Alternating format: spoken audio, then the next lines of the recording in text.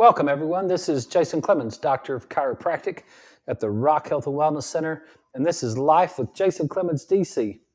We are coming to you live from the Rock Health and Wellness Center studios on this beautiful Friday, and I hope you guys have had a fantastic day. Hope everything's going your way. We're live on the radio at 98.7 Walk by Faith. We're on 1420 AM Lubbock Christian Nation. We are streaming all over the world on all of our social media pages, and we are ready to bring you another awesome show. It's been a pretty good week this week, I think, for all of us to talk about health. We've been very specific. We've been very direct with what we're trying to talk about as far as getting into some real specifics of health, how your body works, how pain works, how your immune system works, what goes on with your inflammation, all those sort of things is kind of what we've done this week. So if you've missed some of our shows, go back and watch them. You can go to our Facebook page. You can go to the Walk by Faith Facebook page, and you can go back and you can watch our shows. And or you can go to YouTube or you can go to X. So we're on all of those channels. You can go back and catch us because we've had some pretty good shows this week. We talked about we didn't take health to church the first night. We talked about the details of omega-3s, and then we got into nerves and disc degeneration, and then we talked about the combination of that with some low back pain. And then last night we talked about disc herniations and tractioning. And so it's been pretty good, and I just wanted to continue. This probably has been the busiest week. I think it's been the busiest week of the whole entire year at the Rock Health and Wellness Center, which is great. We've been getting a lot of people adjusted, and the when I get to do that, I get to hear some good conversations. I get some pretty deep questions. I get some very serious questions about people's health.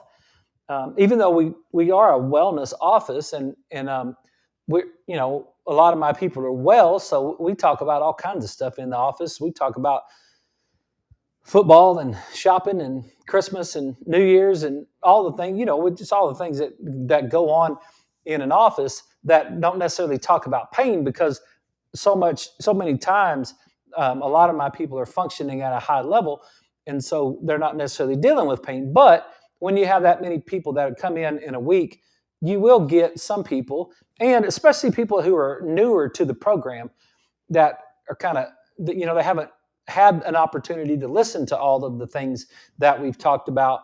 And so we get some really good conversations, and that's what we've done this week, is talk about all those conversations. And I want to continue with what we're doing, because I've got some things that I've come across this week that I think that you would be interested in. And so I want to start with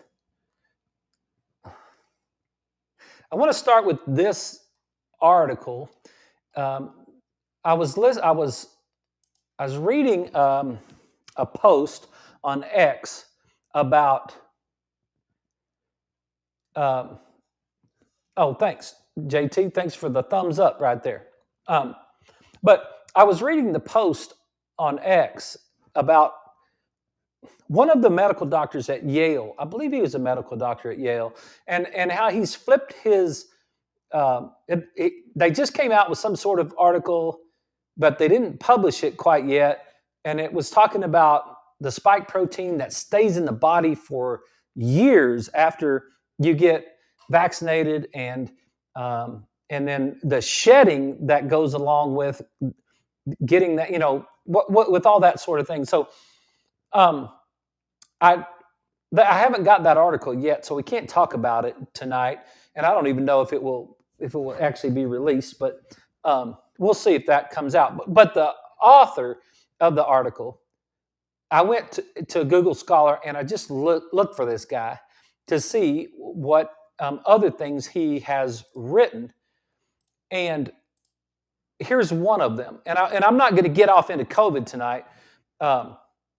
What I'm trying to get into is environment inside of our body, and I've got another some more research that we're going to tie that together with tonight, but I think the more we study it and the more we talk about it and the more we take all these pieces from all these different directions, I think it helps us to try to understand, oh, okay, because like I said last night, the first question that the wife of this couple that I take care of asked me is, do you really think diet makes a difference? And I'm like, absolutely, I think diet makes a difference. I think environment makes a difference. I think physical, chemical, and mental emotional stress inside the body makes a difference. How many of you have been stressed out these last 2 weeks and gotten more sore these last 2 weeks? How many of you have been more tired these last 2 weeks? Like there's a lot of things going on that over this holiday season that is mental emotional stress. And what does that do to our diets? What happens when we get a little bit more mentally emotionally stressed? What do we tend to do? Do we tend to eat better and healthier, or do we tend to eat worse when we're mentally emotionally stressed? How many of us missed workouts or are not working out right now because it's cold, or whatever your reason is that you've decreased your physical movement? So now if you've decreased your physical movement and you've gotten a little bit more stressed and you've started eating some things that might be a little bit more toxic, now you're in the physical, chemical, and mental emotional stresses that wear the body down, okay? That internal environment. And since we want to be healthy during this time, I saw an article last night about walking pneumonia, some whatever the bacteria that causes that there's an increase in this bad pneumonia. And it's like, why? Why are we having an increase in pneumonia? Why are people sick right now? What is happening? And what can we do to be better? So that's kind of how I was getting along with this article. How kind of I was, I saw that, and that's what I want to tie in tonight. It's in nature, and this person that is the author is Akiko Iwasaki.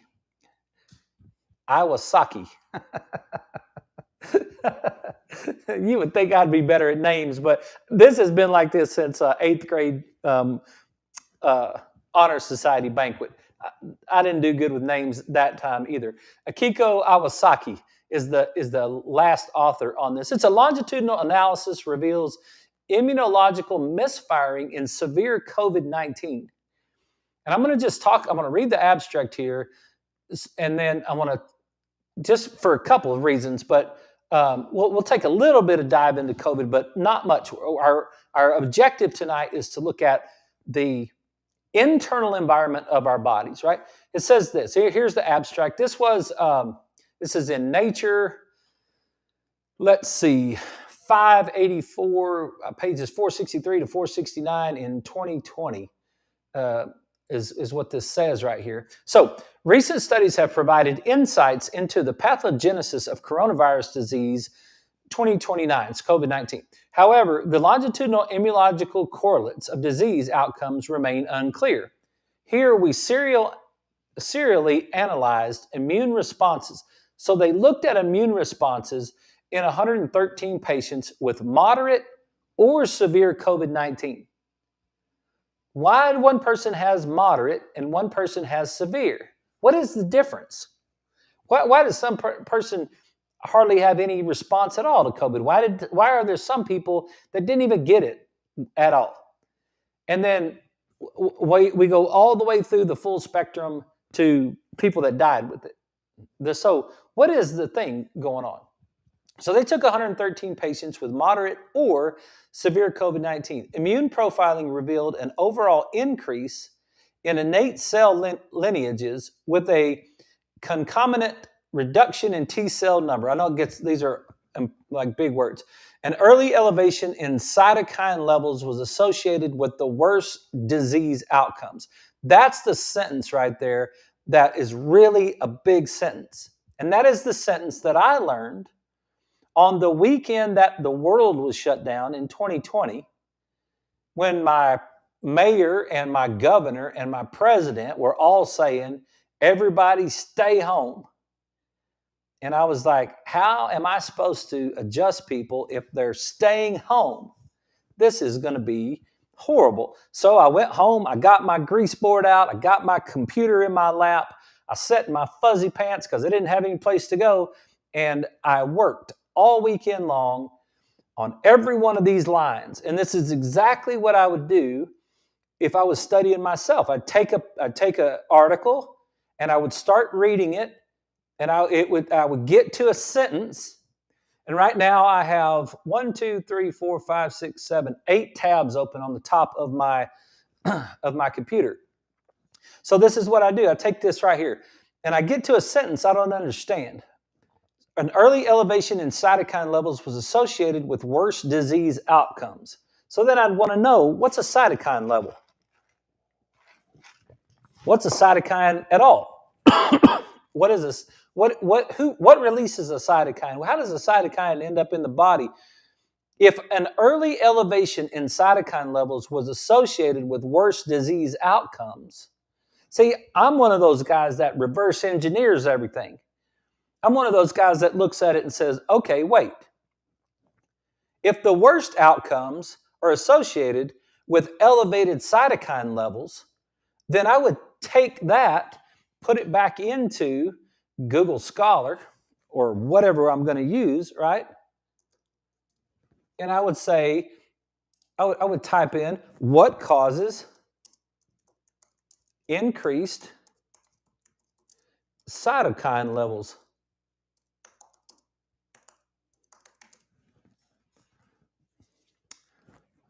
And I would start reading some of these things.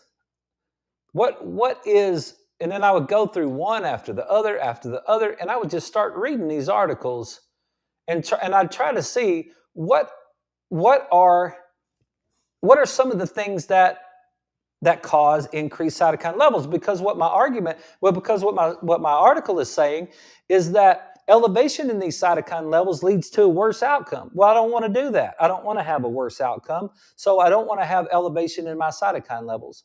So if I don't want to have elevation in my cytokine levels, what in the heck is a cytokine anyway?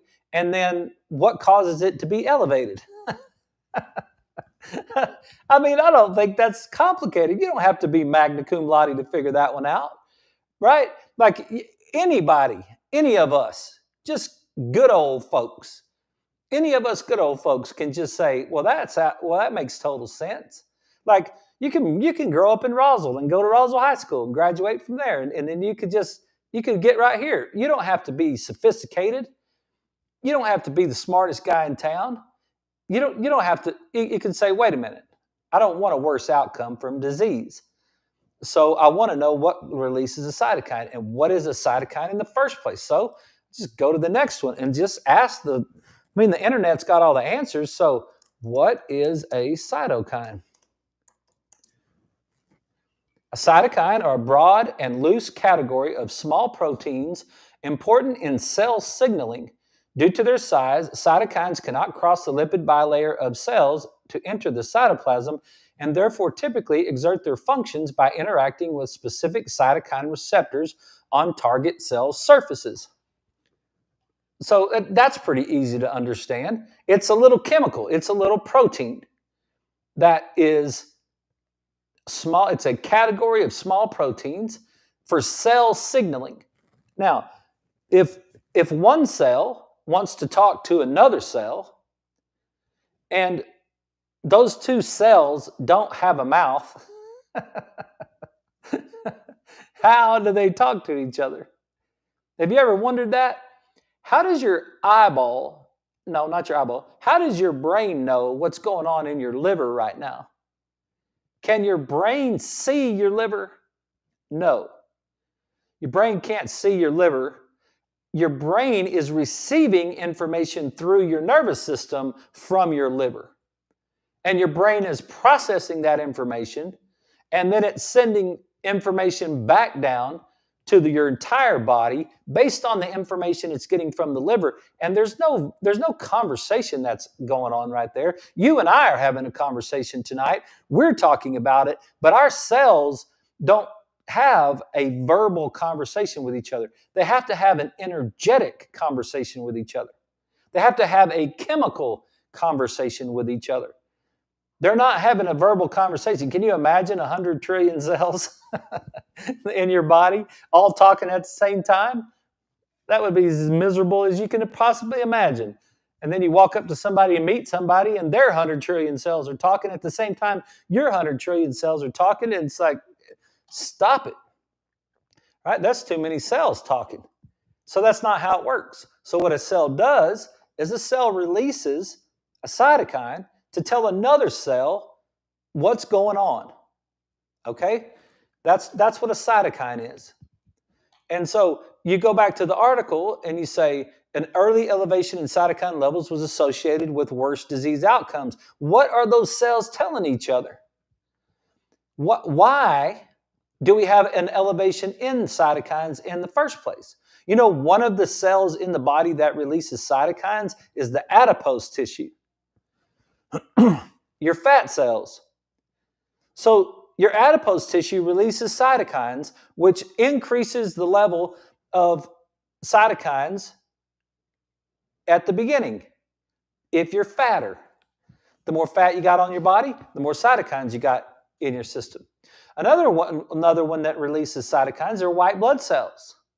White blood cells increase cytokines.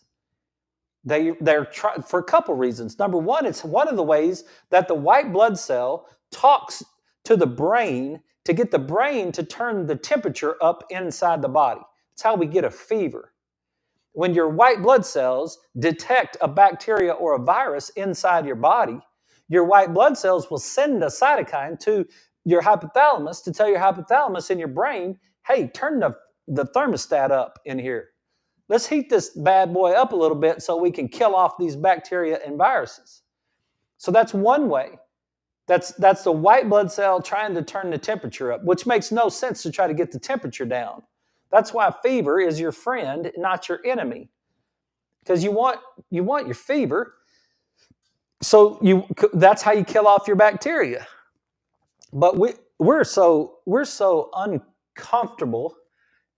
If we get uncomfortable for 15 minutes, we throw a fit about things usually. I know this group that watches this show doesn't, because you guys are rocking people, right? But those other people out there, they tend to just go right straight for something to get their fever down. If their child has a fever, the first thing they do is get their fever down, right?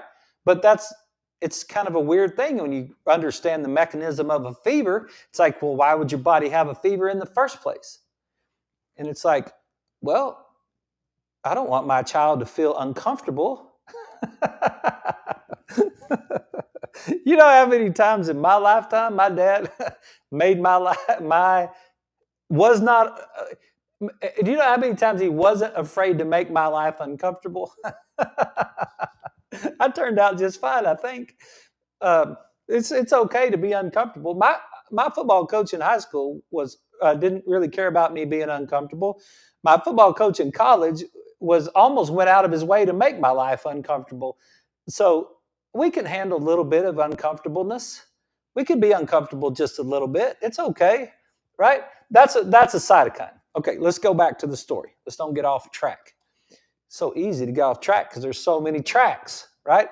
But another one is a way that the white blood cell communicates to another white blood cell.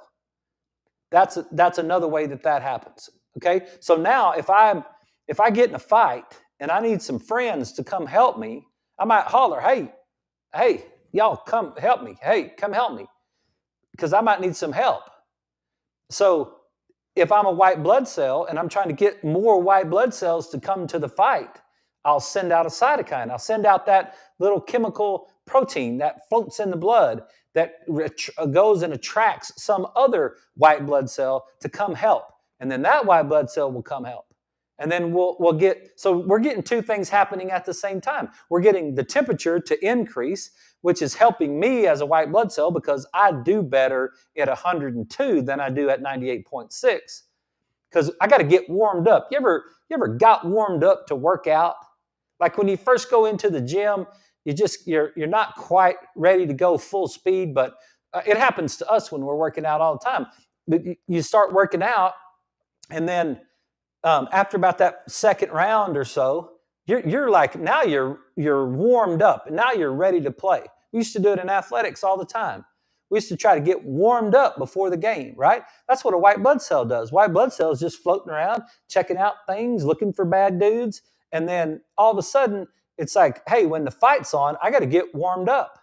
So let's turn the temperature up in here so that I can get hot, and now I can fight.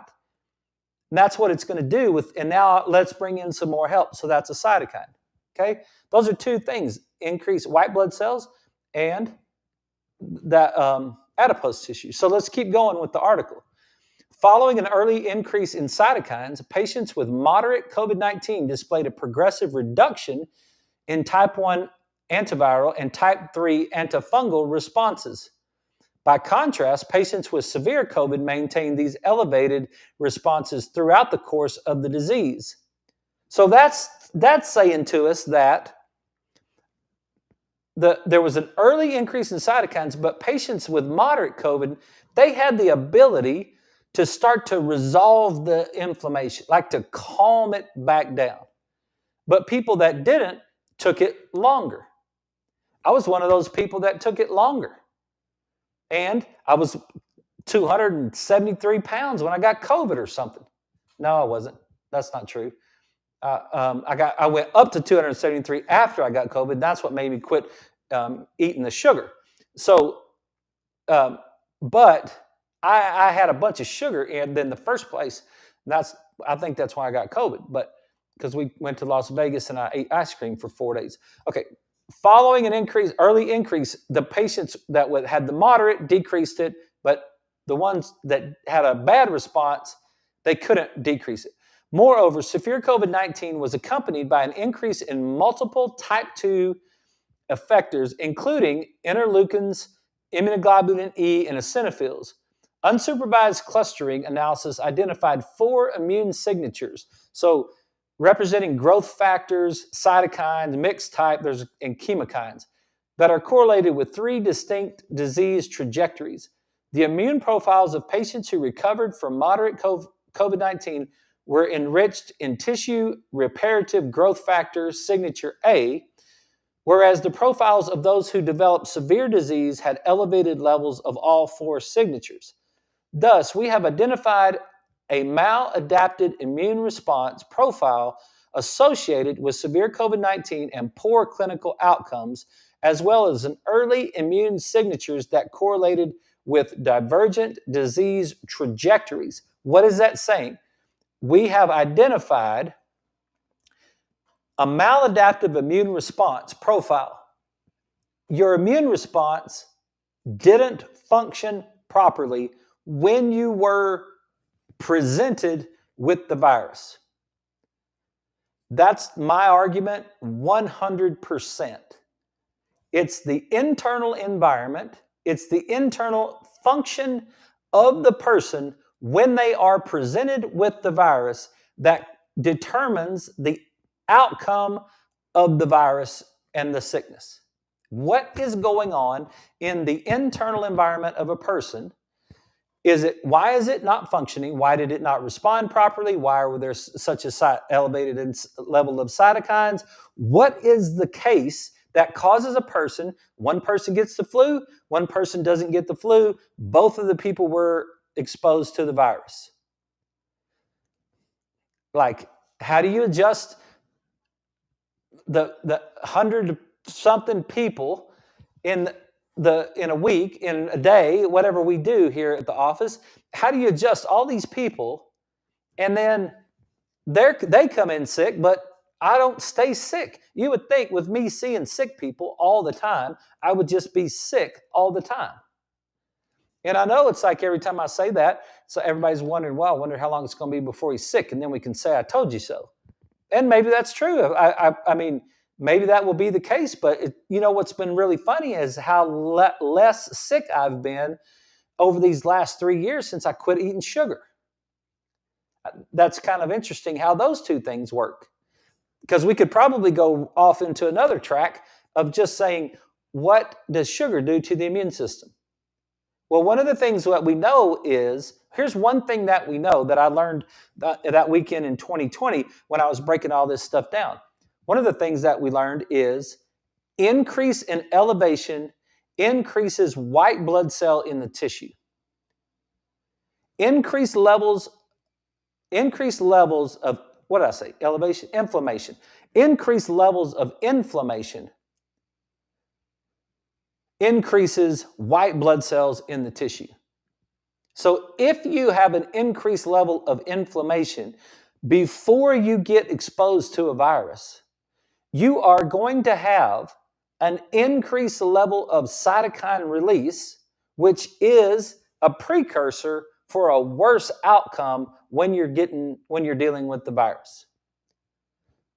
That's pretty cool stuff, if you ask me.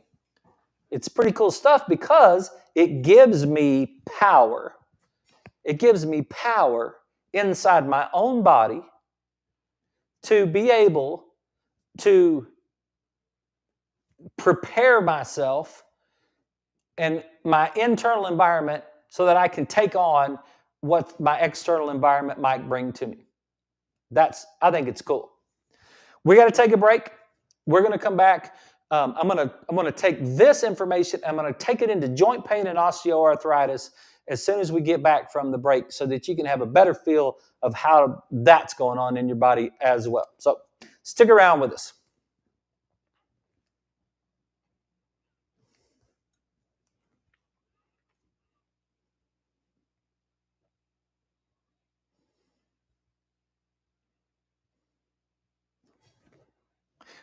Yeah, it's easy to say. It's like,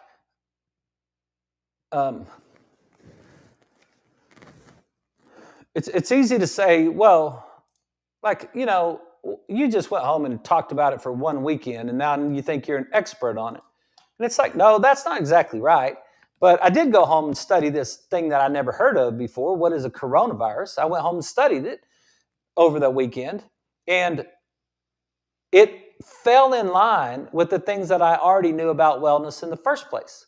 It fell in line when I talked about increased inflammation causes an increased amount of white blood cells, which causes an increased amount of cytokines, which causes an increased amount of fluid in the lungs, which makes it hard to breathe. Mapped it out, just like that. Same thing with vitamin D levels. Low vitamin D levels decrease migration of dendritic cells to lymph glands. What does that mean? That means that the dendritic cells that comes by and picks up a piece of that virus that's in the middle of that fight and takes it over to the lymph gland, that migration slows down when your vitamin D levels are low. And so, what are two things that a person could do? That's what we've been talking about this week. What are just two simple things that a person could do to keep their immune system functioning at a higher level all the time? Number one, we could keep our inflammation down. Number two, we could keep our vitamin D levels up. That would help us out and help our immune system function better. And that's an internal environment issue. So, yeah, while we're on the break, I just want you guys to know we will not have any live shows for the next 2 weeks. I don't think, unless I get totally bored, I might jump back on here, and then you'll just have to get a notification or something that we're coming back. But we're going to be pretty tied up next week with some travel stuff, and then the next week I'm going to take a few days off to kind of work on some things and see if I can get it. Wrap up the end of the year and get ready for 2025. So we won't be having any live shows. So I want to wish all you guys a Merry Christmas, a Happy New Year. I hope 2025 is great for you.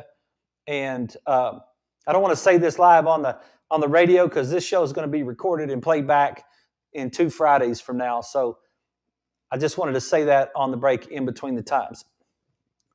So Merry Christmas to everybody. Okay, everybody, we're back. So let's get off of this article here that we're talking about but let's go back and just understand. An early elevation in cytokine levels was associated with worse disease outcomes. So What that is that's an indication of internal environment has a results on what the body is doing. So in the last couple of nights, we've been talking about a couple of these articles that go along with this whole concept. And this one here is the interface of mechanics and nociception in joint pathophysiology, insights from the facet and temporomandibular joints, TMJ. Okay. Journal of Biomechanical Engineering, February 2017, volume 139, number 2. This is from the University of Pennsylvania, Departments of Bioengineering, Neurosurgery, and School of Dental Medicine. This study cites 174 references. So this is talking about pain now. So we talked about this week. We've taken all of these things and we've mapped them out this week, and we've said, okay, we've got an internal environment, we've got a blood supply to the nerve, we've got the different kinds of pain that can be taking place, and then we got into the disc stuff last night, and now we're talking about these same facets. We talked about facets, we talked about disc. You can go back over the last 2 nights and watch those shows and kind of explain that. But this article here is, pain is an unpleasant sensory and emotional experience that occurs when there is a potential for tissue damage to occur or in response to an inciting injury, as from osteoarthritis. Now, this is their term, osteoarthritis, not mine, right? The experience of pain includes both sensory and emotional components as modulated by specific brain regions. So that's where we've changed here just in the recent past. And I'm not going to say it anymore. I'm not going to say that you have pain anywhere else but in your brain. You don't have shoulder pain. You don't have thumb pain. You don't have foot pain. Pain is a brain thing. We're going to learn that, and we're going to believe that, and I'm going to keep going until everybody in the world understands it. Pain, if we cut the nerve off to the thumb and we smash your thumb with a hammer, you won't feel it. And you won't care if it's hurting. It won't be any problem because you won't feel it. It won't be hurting because you won't feel it, because pain is in the brain, right? Pain is an unpleasant sensory and emotional experience. It's emotional. It's limbic. It's how do you process your emotions. I went and got my hair cut today. My girl that's cutting my hair is having to move out of her shop because the lady that owns the shop is shutting down the shop. And you would have thought that the biggest scandal in the history of mankind had happened there at that shop. The girls were all fussy. The owner was gone. The place was in disarray, and it was just the most unbelievable. Couldn't even sleep this week. She said didn't even sleep ever since Monday because we're having to move to a new place. She went straight into her right hemisphere, and she went straight to psycho all the way through. Emotional experience, right? Pain is the same way. How do you define that sensory input into the brain? And there's an emotional component. A combination of sensory, emotional, and cognitive aspects of pain contributes to the complexity of chronic pain. Okay? Pain is not just the function of your elbow. Pain is not just the function of your knee. Pain is also the definition of what's going on and the environment of your knee and the environment of your brain. Those two things go together, okay? So, trauma and repeated loading can induce structural and biomechanical changes in joints, altering their microenvironment and modifying the biomechanics of the constitutive tissue, which themselves are innervated. Okay? I'll read that again so we can understand it. Trauma and repeated loading, repetition of the same thing over and over and over and over and over again, the same way that you play your guitar, the same way that you play the piano, the same way that you type on a keyboard, that repetition, right? Swing a hammer, throw a ball, anything that you do that's repetitive. Swing a golf club, constant repetition, right? Trauma and repeated loading can induce structural and biochemical changes in joints. Structural and biochemical changes in joints, altering their microenvironment and modifying the biomechanics of their constitutive tissue. Changes the movement of the tissue around the joint. What's the tissue around the joint? The cartilage, the muscle, the tendon, the ligament, the skin, the fascia. Those are all tissues around a joint. Peripheral pain sensors, and we talked about those this week. We talked about the different sensors that are in the periphery, away from the central nervous system, away from it, like in your arms and your legs. The peripheral pain sensors, right? I can feel smooth. I can feel cold. You can touch metal. Something feels cold. Something feels warm. Something vibrates. Something is very sharp. Those are those sensors, can become activated in response to changes in the joint microenvironments. Okay, that's what I highlighted. That's the very first thing that I highlighted on this article. Peripheral pain sensors can become activated in response to changes in the joint microenvironment, meaning the environment, the small environment around the joint. And they can relay pain signals to the spinal cord and brain where pain is processed and perceived. Pain is processed and perceived in the brain. In some cases, pain circuitry is permanently changed, which may be a potential mechanism for sustained joint pain. And that's a key point. You want to make sure we take care of it so that it's not permanently changed, and then now we've got this thing that's firing all the time. Okay? And now, I will say this. I don't buy that sentence near like what a lot of people would say. Because a lot of people would say, well, I've got this pain circuitry that's permanently changed. So now I've got sustained joint pain. My joints hurt all the time because it's just permanently that way. And doctors might actually say that. And doctors might say, well, we know that you can have permanent changes in the tissue, which causes permanent joint pain. And they might just go right along with it. Like they'll skim right over the top of it and say, well, I know I read that in my article, and my article says that I'm going to have chronic pain. So you probably I've seen the x-ray, and your x-ray is all degenerative, and it's probably a permanent thing, right? Okay, I don't believe that. Now, do I believe that you can have permanent changes that cause sustained joint pain? Yes, I do believe that. I believe that is the case. But I believe it is very extreme in the case.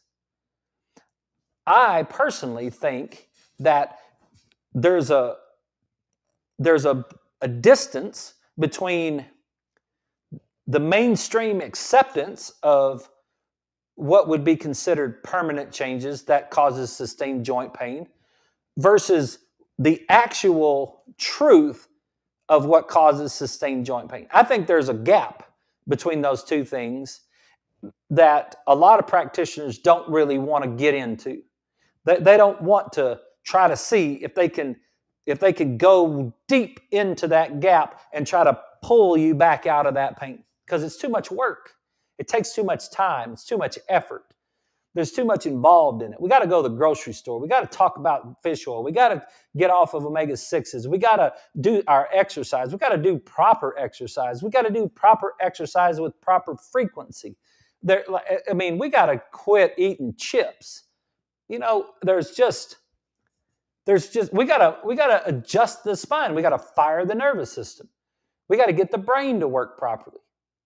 We gotta get the brain to work properly, and we gotta get the brain in the proper environment. So we might have to fast a little bit. You see what I mean? Like there's a lot of people, there's a lot of doctors that you go to that are not going to work that hard. I promise you. They don't care. They're going to go fishing, or they're going to go skiing, or they're going to go do whatever it is that they do. And they're going to be like, are you kidding me? I'm not working that hard. Those people should quit eating chips, but I'm not going to tell them that. Right? So when I read something like that, it says, in some cases, I will agree, in some rare cases, this might be sustained joint pain that we can't do anything about. And if that's the case, that's when you got to take your NSAIDs. That's when you got to take your Tylenol or your ibuprofen or your Celebrex or whatever your thing is that you're going to take. That's when you got to take it. You just got to. That's the point. It's like, look, we've gone too far. We're not going to be able to get back, and it's time to just take that. Okay, but I think it's rare. I think it's rare. Or I think the person is not going to do the things that it takes to get the joint to quit hurting, so they might as well get started on their NSAIDs because they're not going to do it anyway, so they might as well. And while you're at it, just have a cookie and drink a beer. So enjoy your life as much as you can, and try to. It's probably not going to work out great. Okay.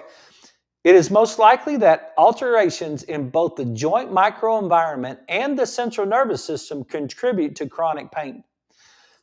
So it's not just the alterations in the microenvironment, but it's also alterations in the central nervous system. And what are the alterations in the central nervous system? Are they physical alterations in the central nervous system, or are they pathway alterations in the central nervous system?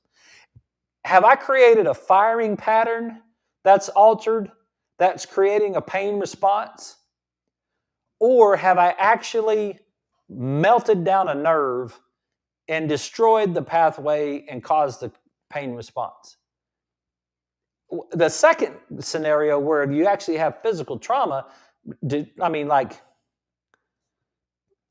a great study of a guy that had a sword, basically, a rod stuck right through his skull, and it destroyed part of his brain. I don't remember what that guy's name was, but he was studied to the nth degree, and he ended up committing suicide later on in his life after he was homeless and all this stuff because his brain didn't work properly. But they got to study it because you stuck a rod like a spear through his right above his eyeballs, just stuck it in his head, stuck it through his brain. That's a tissue damage issue.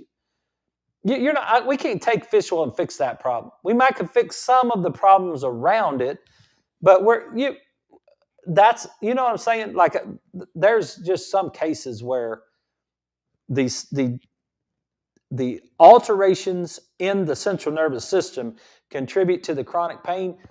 There's some of those that we're not going to be able to fix, right? But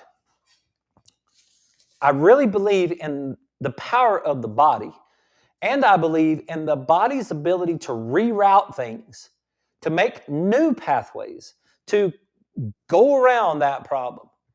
Like, find a new way. Find a new way. I wish I could remember those guys' names. Kassler or Kastner. They found a landing strip in Alaska in the bay, and they had to drain out all the water in order to find the landing strip. They found a way. I'll look them up sometime, and I did a story on them once. But okay, I believe in the power of the body, and I believe the body has a chance. And I also believe that sometimes this chronic pain pattern is an alteration in we've just got our wires crossed or switched.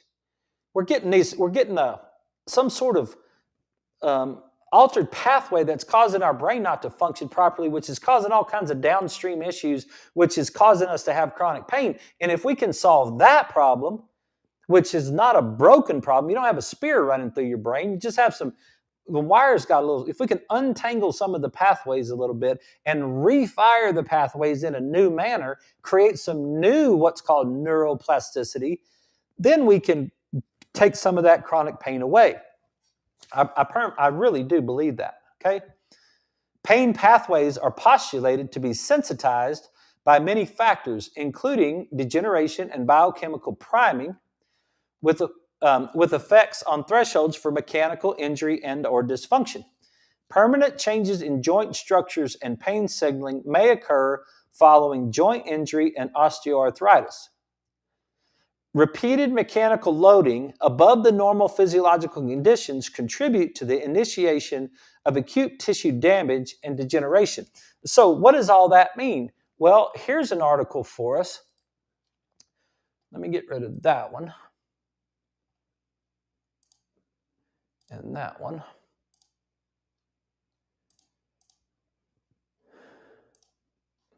Here we go. This is the one I wanted. All right, so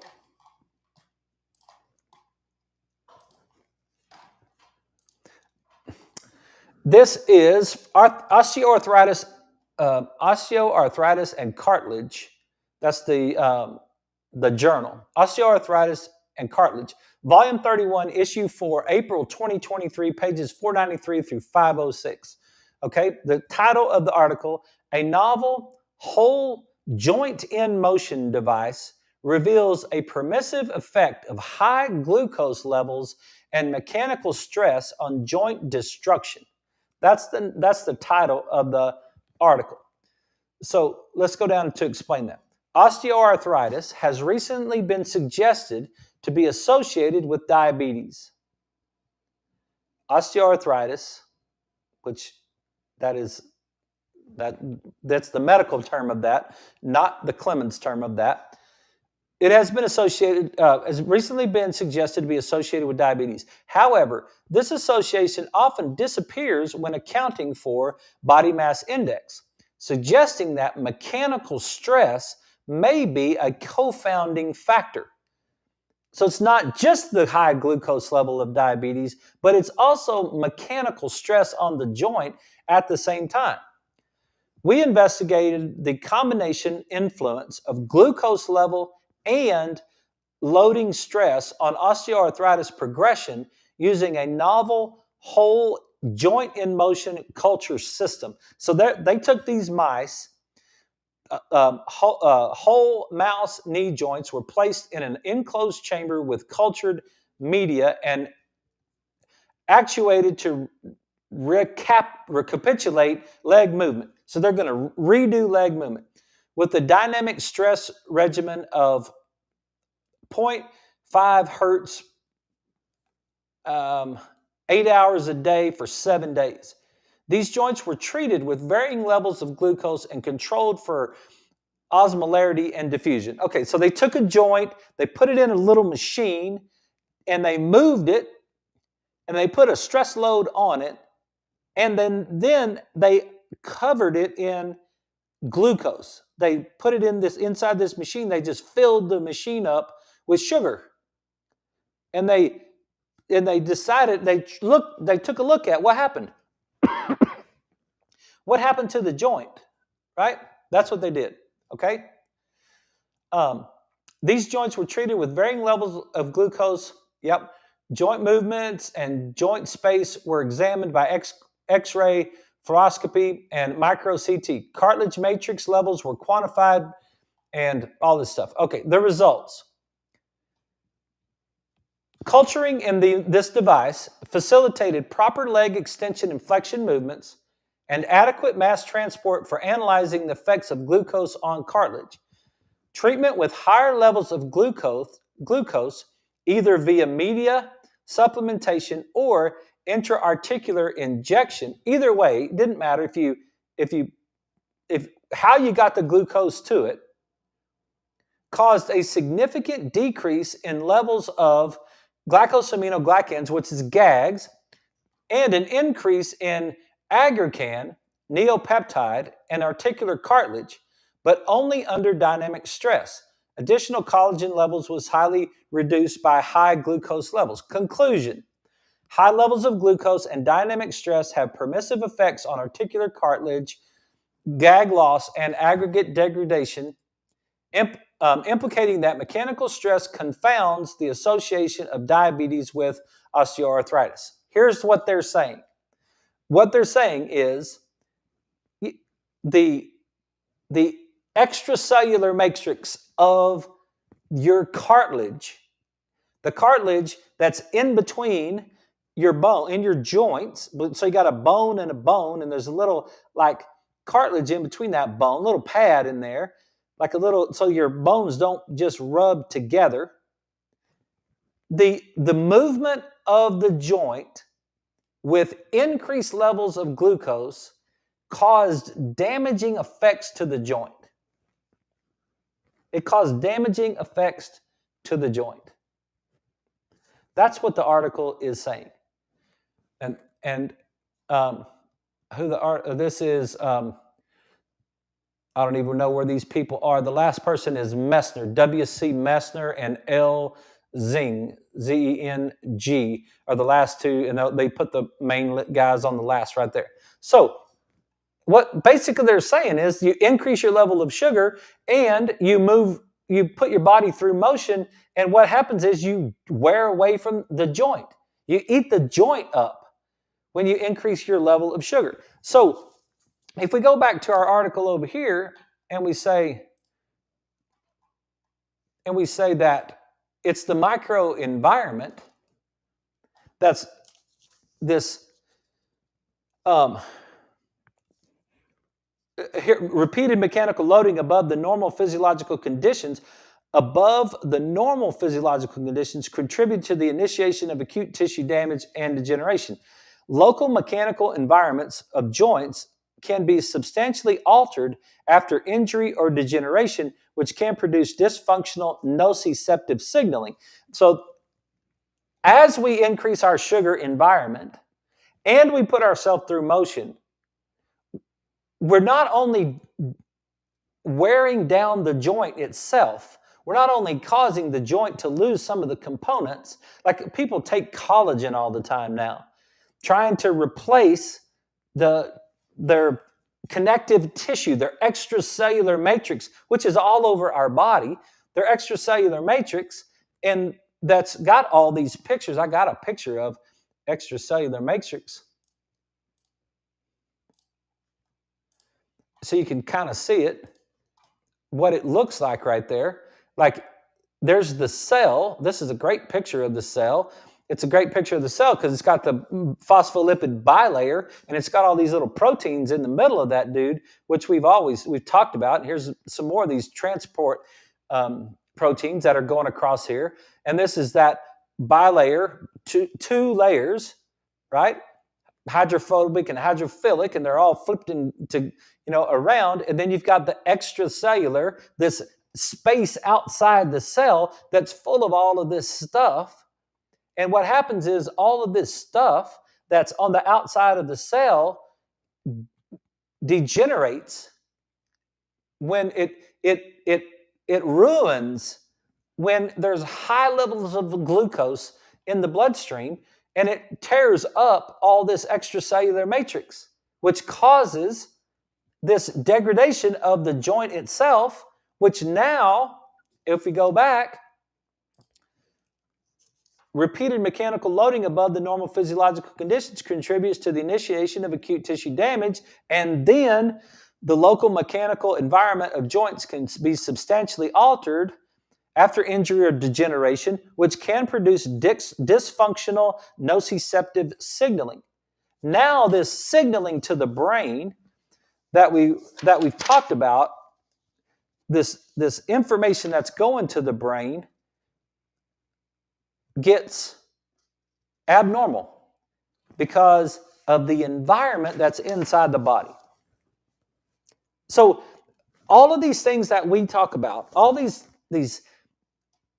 this stuff that we talk about on the show, when we're trying to be, what is the environment of the body that we need to create in order to give us the opportunity to function at the highest level possible? So if we have too much inflammation, then we decrease our immune system function. If we have too much sugar, then we decrease our joint space matrix and contribute to increased pain sensation in our brain. If we have too much sugar in our brain, we don't get autophagy because we don't get the cleaning of our brain. So now our brain is full of extra stuff because we got too much sugar, and our brain that's full of extra stuff is trying to process this nociceptive information that we're getting from the joint in this brain that's all cluttered up.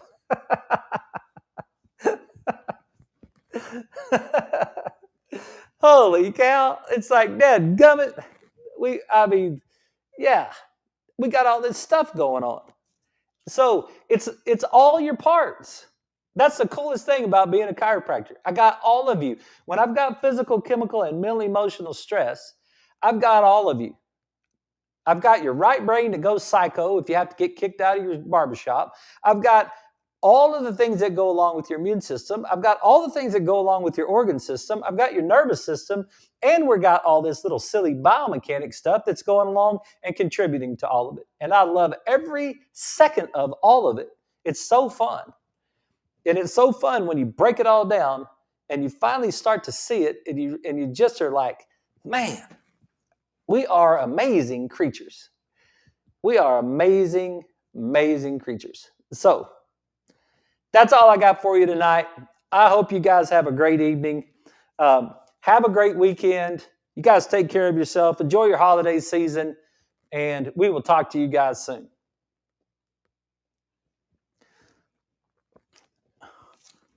And all you guys out there in social media land, hey, have a Merry Christmas.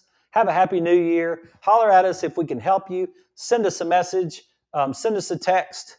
And if you guys want to get adjusted, we're going to be here on Monday. But other than that, the office will be closed for the rest of the week. And you guys have a Merry Christmas. I really appreciate you. I love you guys. And we'll talk to you soon.